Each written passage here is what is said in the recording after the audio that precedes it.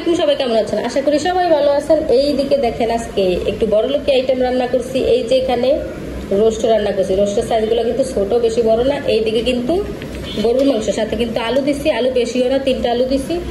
আর হচ্ছে যে চিংড়ি মাছ গুঁড়া। চিংড়ি মাছ গুঁড়াটা কিন্তু খুবই সুন্দর দেখা যাইতেছে, কালারটা খুবই সুন্দর হয়েছে। কিন্তু এখানে কিন্তু সাদা ভাত রাখছি। পোলাও কিন্তু রান্না করছি, দেখাইতেছি। আসলে পোলাও তো সবাই খায় না, মানে সবাই বলতে কি আমার ভাই পছন্দ করে না, আমিও পছন্দ করি না। আমি খাই অল্প স্বল্প, বেশি একটা খাই না।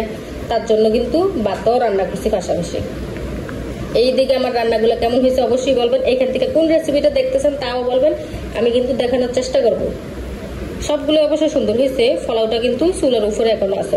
পোলাওটাও খুবই সুন্দর হয়েছে, দেখাইতেছে।